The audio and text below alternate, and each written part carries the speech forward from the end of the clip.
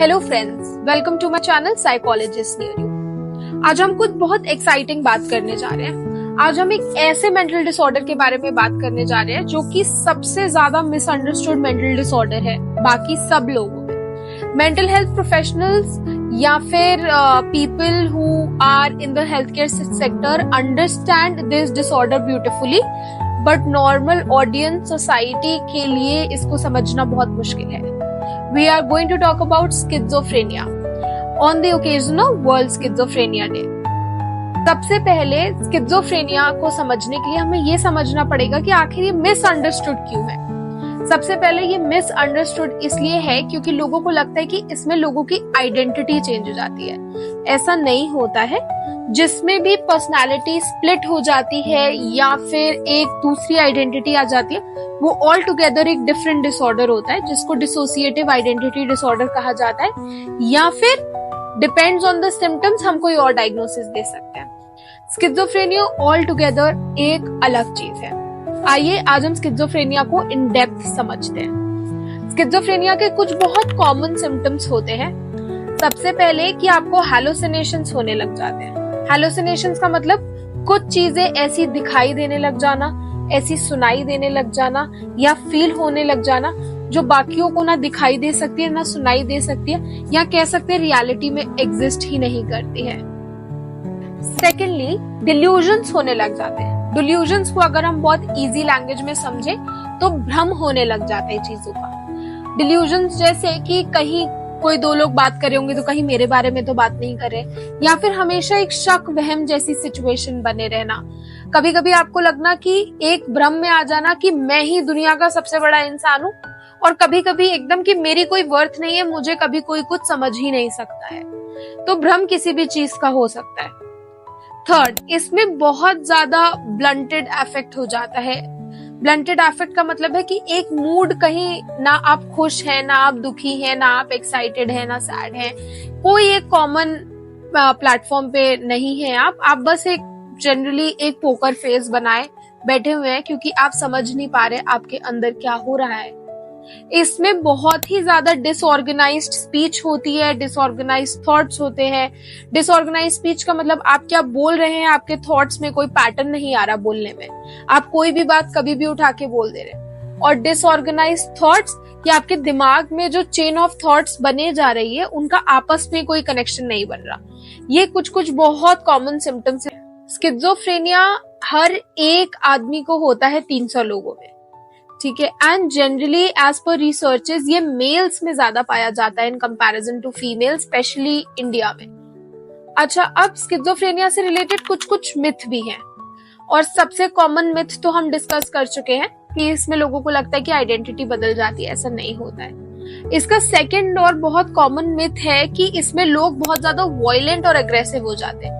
ऐसा नहीं है। आप मोस्टली अगर किसी को स्किज़ोफ्रेनिया पेशेंट को देखेंगे तो आपको लगेगा ये बहुत शांत है, क्योंकि वो अपनी ही दुनिया में एक कंफ्यूज स्टेट में है कि ये चल क्या रहा है। और ऐसा भी बोला जाता है कि इनकी तरफ लोग बहुत ज्यादा वॉयलेंट हो जाते हैं क्योंकि इनकी दुनिया को समझना थोड़ा सा डिफिकल्ट हो जाता है। ये रियलिटी के कुछ बहुत अलग चल रहे हैं। आपके लिए और मेरे लिए जो चीज रियल हो सकती है वो शायद इनके लिए अनरियल है, या हमारे लिए जो अनरियल है वो इनके लिए रियल हो सकती है। तो हमें मानना पड़ेगा कि हाँ, ऐसी कोई चीज है जो इन्हें दिखाई दे रही है, महसूस हो रही है या सुनाई भी दे रही है। स्किज़ोफ्रेनिया आखिर होता क्यों है, आइए अब इसको समझते हैं। सबसे पहले तो हमें ये अपने दिमाग से निकालना पड़ेगा कि स्किज़ोफ्रेनिया गलत पेरेंटिंग की वजह से होता है या पर्सनल रीजंस की वजह से होता है। ऐसा नहीं होता है। स्किज़ोफ्रेनिया मेजर केसेस में हेरिडिटी में होता है, जेनेटिकली चलता हुआ आ रहा होता है। और फॉर एग्जाम्पल कि आपके यहाँ किसी को पहले था फैमिली में और आगे जनरेशंस में पास ऑन हो गया।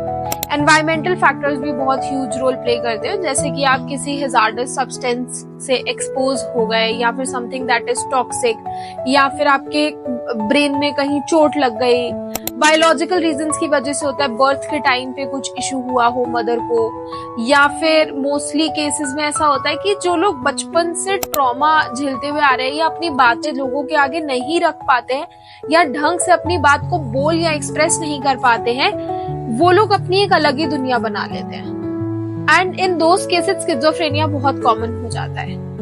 स्किज़ोफ्रेनिया की एक बहुत ब्यूटीफुल रियलिटी है जो कि नॉर्मल लोगों को समझने में थोड़ी सी दिक्कत हो सकती है। स्किज़ोफ्रेनिया की ब्यूटीफुल रियलिटी ये है कि ये ट्रीटेबल है, ये मैनेजेबल है, ये ट्रीटेबल है विद प्रॉपर रिसोर्सेज। जैसे ही किसी को भी स्किज़ोफ्रेनिया के सिम्टम्स आपको दिखने लग जाए, immediately take him to a health care professional. आप फिजिशियन के पास जा सकते हैं, आप साइकोलॉजिस्ट के पास जा सकते हैं, आप साइकेट्रिस्ट के पास जा सकते हैं। They will help you out with proper medications, alongside therapy, alongside societal help। आपको बहुत हेल्प कर देगा स्किज़ोफ्रेनिया को मैनेज करने में। एंड जब आप उनकी दुनिया को समझने लगेंगे तो वो भी वापस रियलिटी में आने में बहुत इजी फील करेंगे। जितना हम इनके लिए नेगेटिव माइंडसेट रखेंगे कि नहीं, या इनको बार बार बोलेंगे कि नहीं ऐसा नहीं है, ये सिर्फ तुम्हें दिख रहा है, ऐसा नहीं होता है, जितने क्रिटिकल कमेंट्स आएंगे उतना ही इन लोगों को इशू आएगा नॉर्मल लाइफ में आपसे रिलेट करने में, आपसे बातें एक्सप्रेस करने में। अब अगर किसी को स्किज़ोफ्रेनिया है तो आप कैसे उसकी हेल्प कर सकते हैं? सबसे पहले कि हमें डे टू डे लाइफ में ये जो वर्ड है ना कि यार उसको तो स्किज़ोफ्रेनिया है या क्या स्किज़ो पर्सनालिटी है, ये सब यूज करना बंद करना पड़ेगा। इससे जिनको एक्चुअली वो कंसर्न्स है ना वो बहुत लाइटली ले लिए जाते हैं। सेकेंडली, हमें इन लोगों की तरफ थोड़ा सा पोलाइट, थोड़ा सा kind, be it anyone suffering from any mental health issues, we should be kind and understanding. I am not saying कि आप फुल्ली उनको एक स्पेशल ट्रीटमेंट ही दीजिए, but we can be slightly empathetic towards them. Secondly, हमें जो ये myth पता लगते रहते हैं, छोटे छोटे मिथ्स जो हमें इन अवेयरनेस वीडियोस के थ्रू पता लगते हैं, हमें उन मिथ्स को ब्रेक करना है नॉर्मल जनता में भी। तो कोई अगर आपको आके फॉल्स इन्फॉर्मेशन या कोई ऐसी चीज, कोई फैक्ट जो है वो घुमा फिरा के बता रहे तो इमीडिएटली करेक्ट करिए कि नहीं, स्किज़ोफ्रेनिया ये नहीं होता है या ये मेंटल हेल्थ डिसऑर्डर ये चीज नहीं होती है, it is actually this and is treatable. In this harsh world of judgments हमें यहाँ पे जज बन के नहीं बैठना चाहिए। We should be very understanding towards every person on this earth. And जितना हम अंडरस्टैंडिंग बनेंगे उतना we will make life easier for everyone else living on this planet, चाहे उसको मेंटल हेल्थ इश्यूज हो चाहे ना हो। I hope this video was informative. It helped you out to understand what exactly schizophrenia is. अगर आपको ऐसा ही content और चाहिए then do like, share and subscribe to my channel. Also do comment अगर आप कुछ अपने व्यू पॉइंट्स रखना चाहते हैं related to schizophrenia. Thank you.